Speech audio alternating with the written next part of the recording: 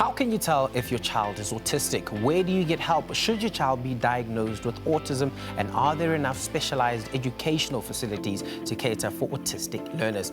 April is Autism Awareness Month, and World Autism Awareness Day is marked on the 2nd of April. The world commemorates the day and the month that follows in honor of children and adults who live with autism. According to the U.S. Center for Disease and Control, as well as Prevention, 1 in 44 children are affected by autism, with the condition 4 times more common in boys than girls. Hello and welcome. I'm your host, Dr. Musam Tombeni. Signing with us today is Tepo Maseko, and the video interpreter is Ntabiseng Ndlovu.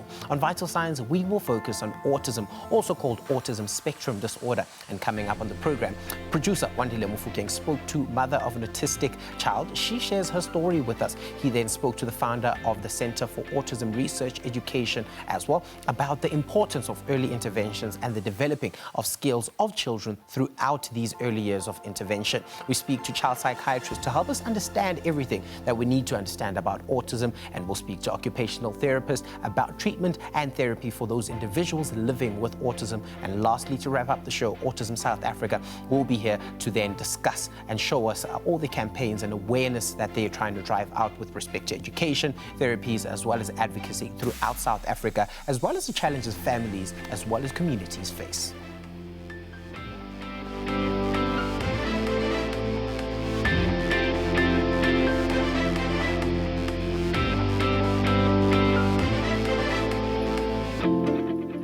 Remember that you can be part of the show by asking our guests the questions that you have on your mind, by simply sharing your views with us on what we're discussing. The number to call is 011-714-5861, 011-714-5877. On social media, you can catch us too. On Facebook, it is SABC Vital Signs. On Twitter, at SABC Vital Signs. Stick with us. We continue this discussion after the break.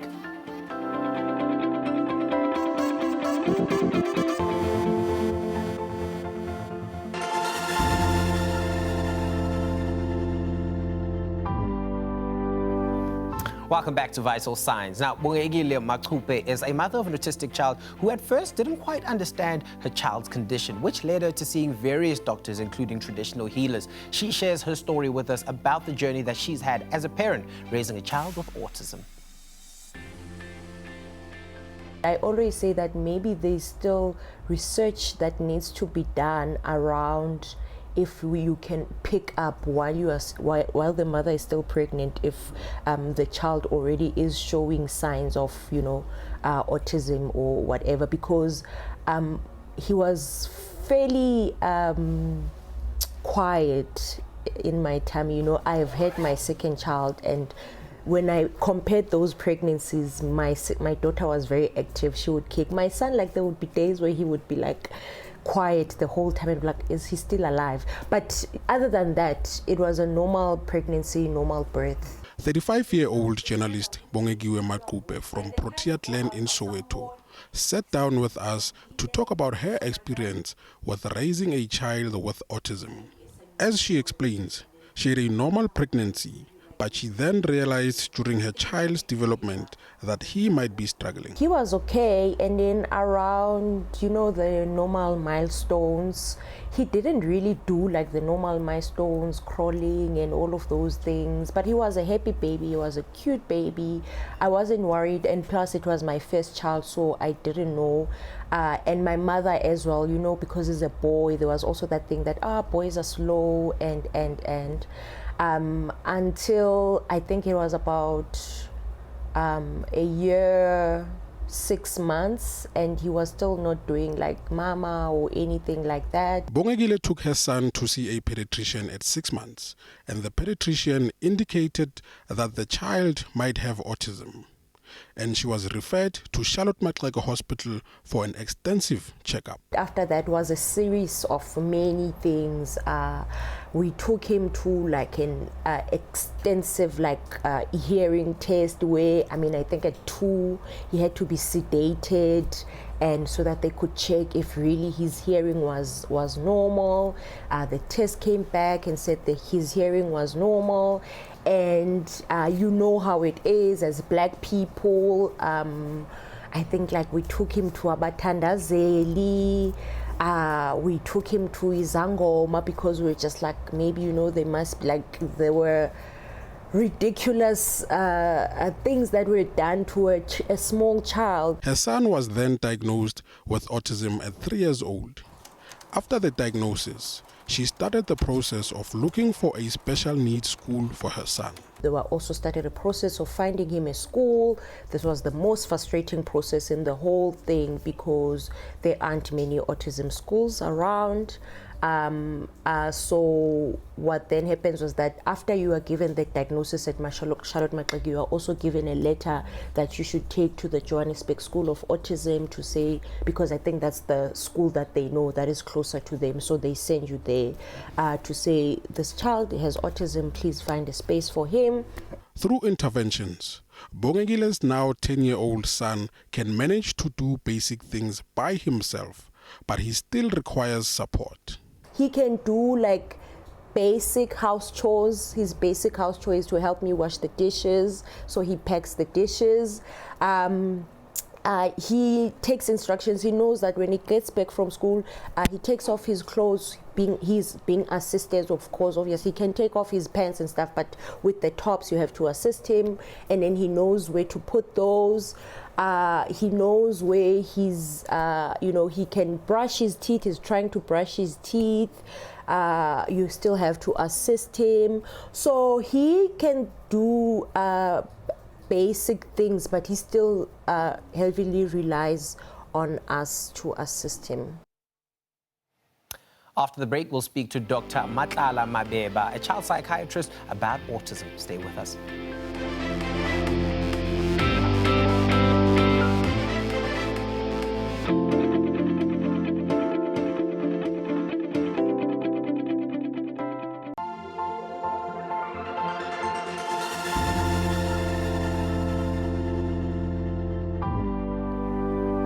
Welcome back to Vital Signs. The Center for Autism Research and Education is an independent school registered with the Department of Education that admits learners between the ages of 18 months and 12 years of age who are affected by autism spectrum disorder. We spoke to the founder of the school to learn more about the facilities and the needs of autistic children.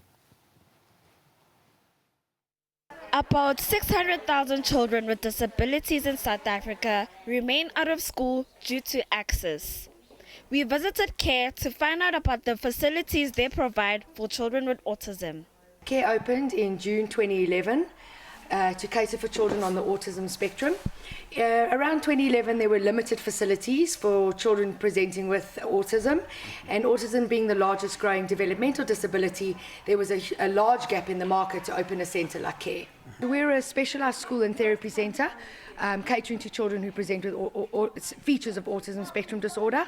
And we are a team of occupational therapists, speech therapists, physiotherapists, chiropractors, specialist educators, classroom assistants, and then all support staff, cleaners, drivers, and a lot of extramural activities happen on the premises as well. We don't have a prerequisite for seeing a doctor first. We like things to happen hand in hand. They can see a doctor, but at the same time, they can undergo the screening process and be admitted to the centre whilst waiting for a formal diagnosis. CARE creates learning programs for each child's educational need. Children have their own IEDP, which is an individualized educational development plan, which is designed specific and tailor-made to each child after their initial assessment, which happens when they first admitted to the centre, and then we keep revising each term after following specific goals. When autistic children struggle to transition into a traditional school, CARE continues to offer them the needed support. From around about 13, 14 years of age, if we can't integrate these learners back into a more traditional schooling system or lower support like a remedial centre or a remedial school, the kids do stay with us and enter into a more vocational based program.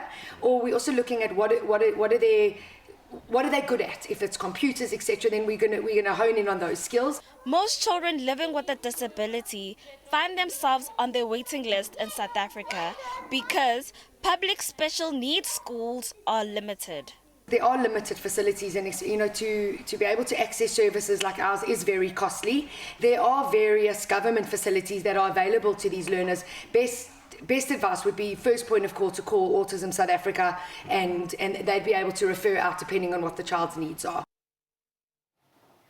The course of treatment for children with autism is complicated. Often, the most comprehensive and effective treatment for any person with autism requires a team of specialists. Now, parents and guardians play an important and crucial role in navigating this complicated maze of advocating for their children. The child and adolescent psychiatrist, of course, can play a very important and key role in the lives of these children that live with autism. But what role is there for the child as well as an adolescent psychiatrist when the parents have to be engaged as well? With us to talk about this diagnosis and the treatment, we're joined by child psychiatrist Dr. Matlala Mabeba, who is going to speak to us about autism. Thank you so much for joining us, Doc. Let's start off by asking a very important question, which is, what is autism? I think, it's a term that's been thrown out quite a lot over the past couple of years. A lot of people, hear it quite often, but a lot of people don't necessarily understand what that means. So when someone has been diagnosed with autism, what do we actually mean?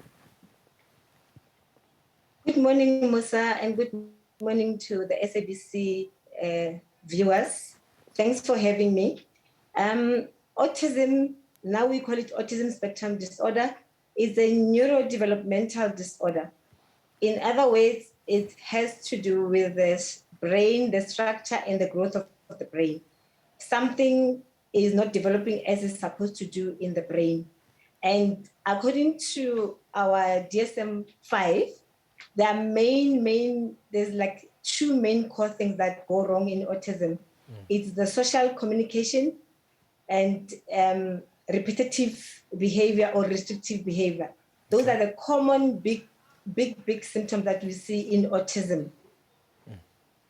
So how does it generally present? So I know you've mentioned that there's the social communication element as well as this restricted or repeated behaviors that you would get. But on a day-to-day, mutswadi we bonale jwang autism. How does a parent recognize that their child isn't necessarily good at communicating or has this restrictive or repetitive behavior?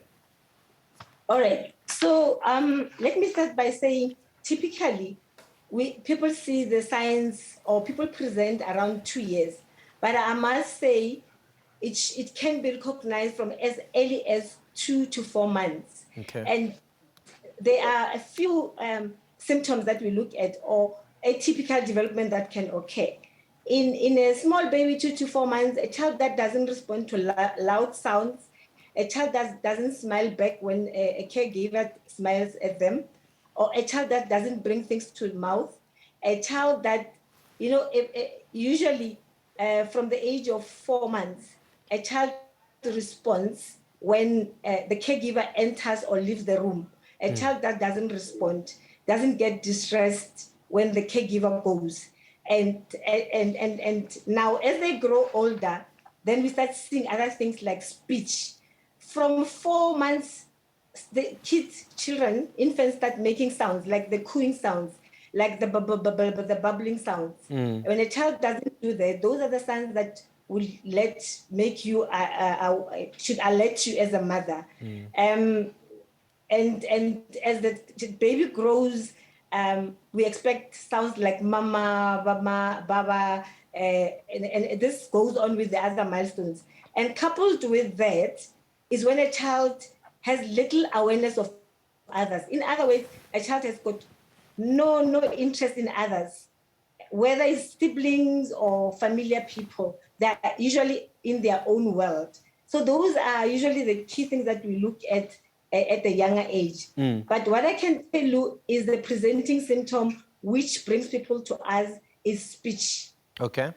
So by the age of 2, the history is almost like the same. They'll say this child had words, could say mama, baba, and dada, and the speech disappears. So that's the one big symptom or sign that people bring to us. And the other one is that, which is common, is abnormal sleeping patterns. Usually children or infants with autism struggle to sleep. Okay, so it's a wide range of symptoms that I guess then would have parents need to be on a very high alert to look out for, because the numbers do state that 1 in 44 children would find themselves potentially having autism. So that number is quite alarming, and that suggests that a lot of children are actually undiagnosed. When they're undiagnosed, Doc, what do they generally, or what has the hidden symptom been for those that have been undiagnosed for a long period of time? So not the children that were unable to coo and the parents saw this and then took them to the specialist, but in older children, what are the main problems that they generally present with? So usually the presentation will be a child that struggles with imaginative play. So when we give a child, some of us grew without this fancy toys. We didn't have fancy toys. Like if you give a child anything like a brick, if a child can imagine that wooden or that brick can become a car, that's one thing that should make people be having a problem. Children that are rigid, that like one thing, they can't deal with change. Change in routine is a problem. If you change anything, they can't deal with change. And when taken to environment like crashes, when they get there, they struggle with social interaction. So this is a child that would be having other children at crash and would be playing alone or would watch other children playing. And they like to pursue activities that are repetitive. Some have got soothing things that they do. They flap, they bang their heads. And when they are exposed to social interaction situation, they get very frustrated. And that's when we get meltdowns or they cry for no reason. And when in the presence of other children, they tend not to relate with other children, and they are not really likable kids because they tend to be not aware of other kids' emotions. So, and they lack empathy sometimes, but this is not their own doing. It's part of their illness. What are some of the common difficulties that autistic children would face? What are some of the big issues that they end up facing? So apart from the social communication aspects and the repetitive behaviors that, they end up showing, these big issues and the problems that they come across just socially, what do they deal with? So they come across as socially odd or awkward. They can't communicate. They can't, they struggle with language. For instance, they can't understand jokes. They can't understand. They are very concrete. So they take things literally, and they end up having problems with relations. The biggest challenge they have is difficulty in developing and understanding relationships, and they become very difficult to engage with, especially at school. When they go to our normal mainstream school, teachers struggle with them because they're difficult to engage. They can't cope with societal expectations. And because of their difficulty in the social communication and language, they end up withdrawing and they end up being anxious. They can even, become very depressed. What are some of the big issues that the parents of children that have autism have to deal with? So if there's a mom at home or a dad at home that's just received a diagnosis of a child having autism, what are some of the big things they need to be aware of with their children and some of the problems that just need to be, get ready themselves for? So usually parents are the ones that struggle with this. First of all, it's just getting the diagnosis. It's difficult for them to get a diagnosis. Sometimes parents are in denial. They get the diagnosis early, and every other parents would say, no, I wanted a normal child. I still say to parents, if you've got a child with autism, that's a normal child because they've got all the body parts. They've got your legs, your eyes. This is a normal child. They just have this challenge of autism.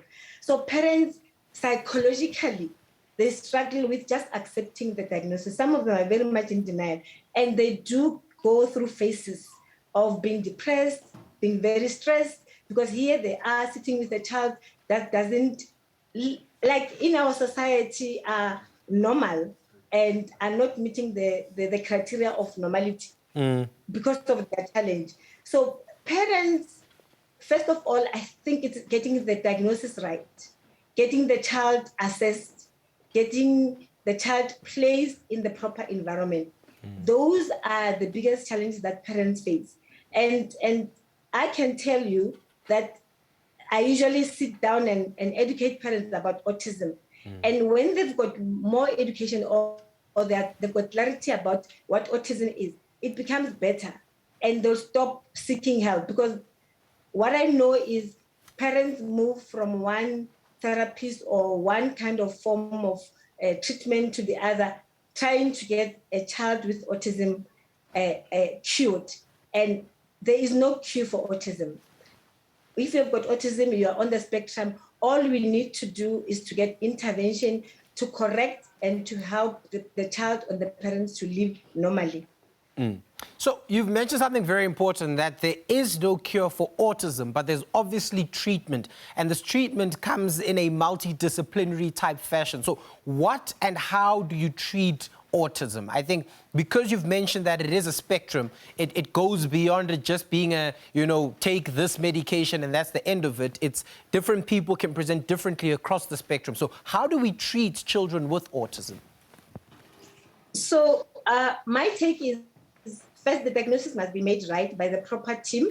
You need an MDT approach. In other words, you need psychiatrists, child psychiatrists, OTs, speech, psychologists, and physio sometimes. So the team, the whole team, that's what is needed. Number two, once the diagnosis is made, because usually when children present with autism, they do have comorbidities. We also need to look at the comorbidities, like they could have ADHD, they could have anxiety, they could have tics, they could have other things. So we treat everything. Coming to medication, I know most people will be quick to want us to put the children on medication. Not all kids need to be put on medication. The medication is not for autism. I really want to emphasize that. Medication is usually given if there's comorbidities. Like, for instance, they might have ADHD, they might have epilepsy, and because of this soothing and other behaviors, we might need to help them with sleeping. So the medication is not necessarily for autism. And then the second part is other teams. Occupational therapists actually play a vital role because they're the ones that implement the interventions that are recommended, like social skills. So children with autism struggles with reading social cues. So they need to be taught your basic thing, Musa, like you have to greet people every morning when you meet them in your house. A child with autism will struggle with that. A child with autism might say to you, if you say, how I was to meditate in the morning, or could you meditate 2 days ago? So this problem of not being able to read social cues is a big challenge. And not being able to read people's emotions is a big challenge. So when we intervene, we need to intervene in those things. Social skills, they need to be taught, like basic social skills. Children with autism can't learn from observing. They can't learn, you look at a 12-month-old, they see you taking a toothbrush, brushing your teeth. They can imitate that. They see you brushing or sweeping the floor. They can imitate that. Children with autism need to be taught those things. So they struggle with it. So it's an array of things that they need to be taught. An array of things that need to be taught, that there being Dr. Mabeba, who is basically giving us an outline of what it looks like from the child psychiatrist perspective with respect to how you could look after a child that has autism, highlighting very important bits. And these are bits that parents can actually take from what we're discussing today, that, that 5-month-old or that 18-month-old that you have at home that wasn't necessarily listening to you or isn't behaving in a normal pattern. I hope that the parents and the guardians and uncles and uncles have picked up on that for potentially spotting children that might be on the autism spectrum, disorder spectrum. So very important information. We'd like to thank the doc for joining us today to give us that outline. After the break, we'll speak to Jackie Patterson, an occupational therapist, about the treatment and therapy for individuals living with autism.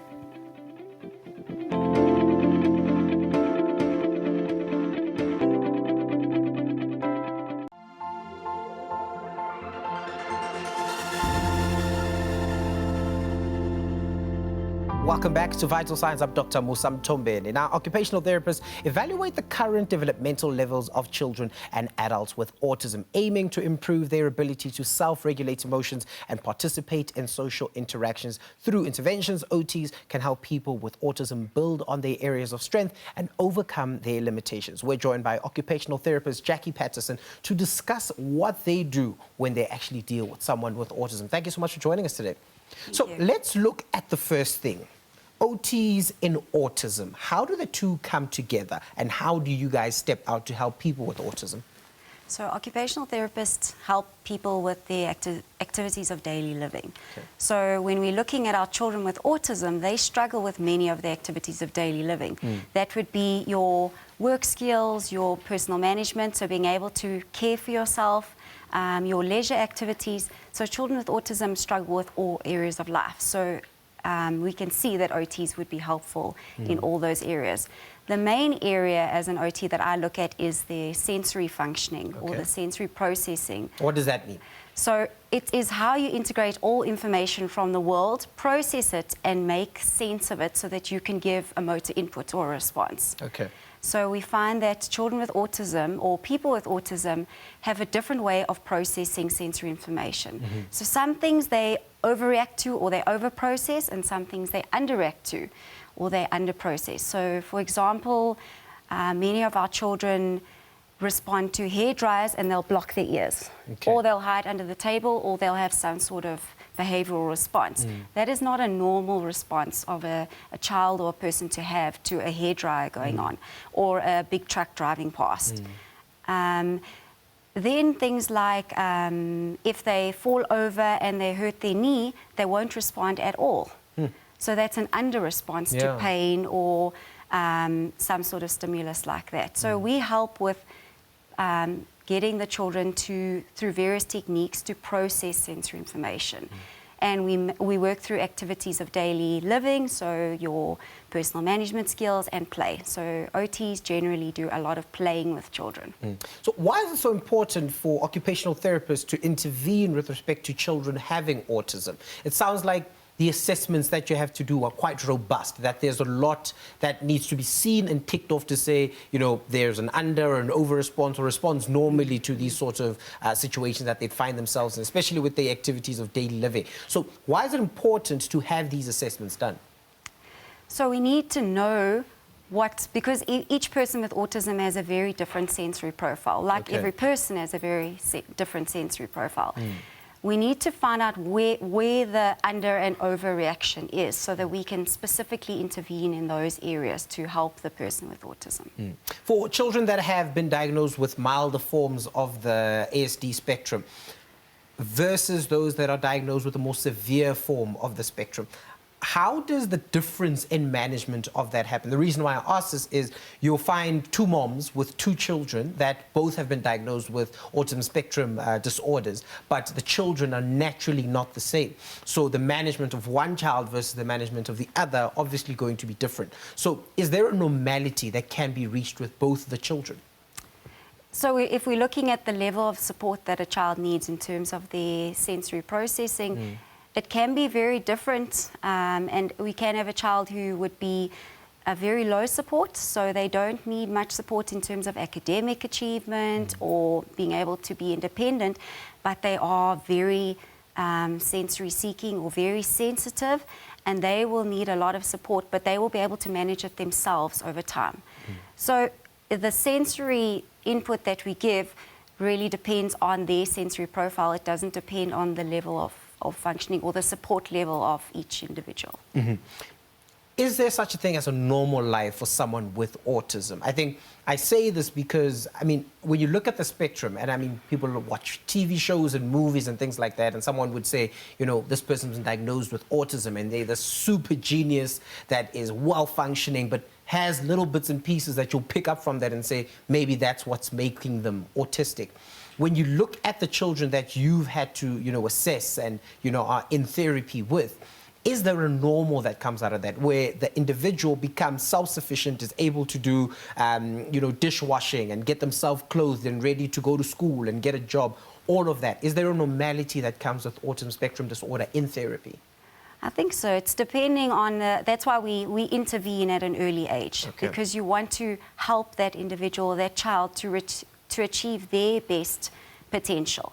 So a difference between what the child's interests are, what their level of, what their potential is within all the areas, but you can achieve a full life. So I think that's what parents want for their child, is for them to achieve a level of independence, to be happy and to have a full life. And that's what we aim for when we intervene with children.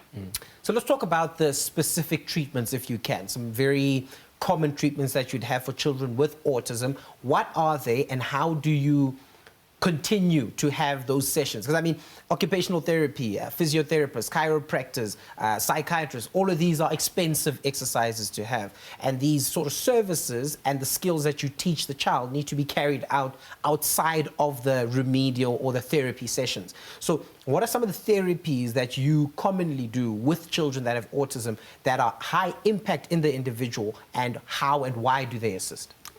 So we look at so as I said, we intervene in terms of their sensory processing. As an occupational therapist, that would be the main. And then the activities of daily living. We want children to be independent. So we will use visual support.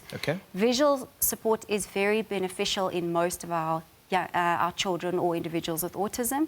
That is the area of strength in most people with autism. Okay, so what does that mean? Could you explain that for us? So we support language with pictures. So we'll use pictures to break down activities, to explain what's happening in the day. We use them for communication. We can also use AAC, or alternative and augmentative communication systems, which are generally designed by speech therapists, but are implemented by the whole team, including the parents and the family at home. Because you can't just have a child that is able to communicate with a speech therapist and then no one else. That's not a communication system. So the communication system needs to be supported by everyone in the child's life. And that is very beneficial. And that also includes visual support. So we'll use, we can use sign systems such as Makaton, we can use PECs or spelling to communicate. There are a whole number of systems that we use that are very powerful, because we want them to be implemented at home and not just at school. That's not supportive. We want it to carry over into the home environment. So you've highlighted the visual aspect. Are there any other aspects that you focus on to get a normality or better communication from the child? So we look at, many of our children with autism have behaviors, and their behaviors will come and go. And it's looking at what is the behavior communicating. So this comes from an understanding of behavior and a behavioral approach, but we look at, does it have a sensory basis? Is it communication? Is it a form of escape? Where is it actually coming from? So that is also a powerful method that we use. Let's speak about meltdowns and what meltdown mean. I think parents experience this a lot. You're at the mall with a child and one child says, I want to have this chocolate, you say no. But that meltdown versus an autistic meltdown are two separate things. Can you explain the difference between the two and how you resolve them? Yeah, so we can differentiate between a tantrum and a meltdown. So a tantrum you would see in typically developing children. It's when they can't access they can't get what they want, and they will be watching the person's response. It's directed at a person. So if it's directed at mom, they will watch mom. And once mom leaves the room, the behavior will change, because it's not working anymore. So it's a means of communication. A meltdown comes generally from a sensory basis, and that person, it can even be an adult with autism, cannot stop it. Their system is overloaded. It's like a volcano that's exploded. They have no way of stopping it, and it's actually really uncomfortable to the child or person with autism. They can't stop it, they just have to go through it. What does it look like physically? So as an observer, if I'm sitting watching a meltdown happen, what does it look like? It depends on the child and the person. It can look very different, but you can see that the person is out of control. Some children that are observed hit themselves, some bite themselves, some may run around breaking things, climbing tables, rolling on the floor. And for some of our children, it just means that they go really quiet and they don't respond to you. So it's very, very different depending on the individual. Could the index presentation of a child with autism be the meltdowns and not necessarily some of the social cues that, you know, the big diagnoses of DSMs and things such as that come from, where you've got this child that maybe socializes and communicates fairly well, doesn't have necessarily all those repetitive or sort of behaviors that have been brought down, but occasionally has these meltdowns, getting on the table, screaming, shouting, biting, beating themselves. Is that a common presentation of what you'd see in practice? Yeah, so that would be, it comes with sensory processing disorder, and a large proportion of the autistic population have sensory processing disorder. I believe up to 95%. Sure. But it doesn't necessarily mean that you have autism. So we have neurotypical children or children with other disabilities or difficulties that can also have sensory processing disorder. So I wouldn't call it something that you could link to the diagnosis. It's part, it is a comorbidity that's common, but it doesn't always mean your child has autism if they have meltdowns. Sure, very interesting. I think it's so important what OTs or occupational therapists do, because the work that goes into being or having a child that is autistic and looking after that person is so multidisciplinary. And what we mean by that is generally that you're not going to go see a doctor and they're going to tell you your child has got autism and that's the end of that, and then you walk off into the sunset.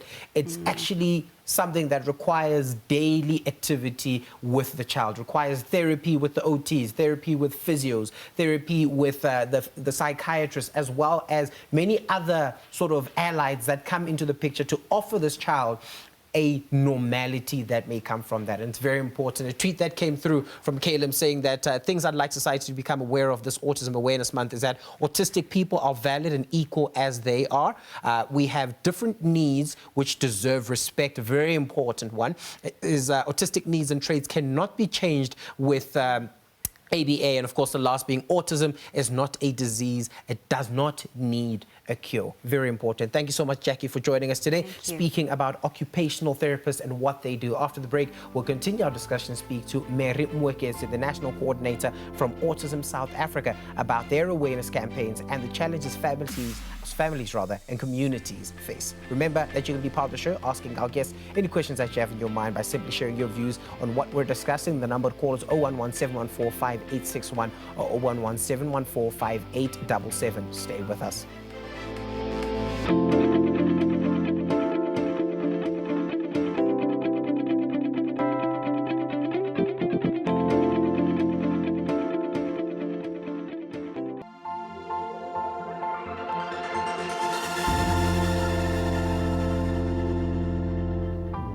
Welcome back to Vital Signs. I'm Dr. Musam Tombeni, and today we're talking about autism spectrum disorder. Now, receiving an autism diagnosis is devastating for any parent. One goes through an abundance of emotions, not knowing where to start looking for assistance, which is healthcare practitioners that you need to find, as well as, of course, considering your child's future and what that may look like. Here to talk to us about the challenges that families as well as communities face with regards to this, we're joined by National Coordinator of Autism South Africa, Mam Mary Mwekesi. What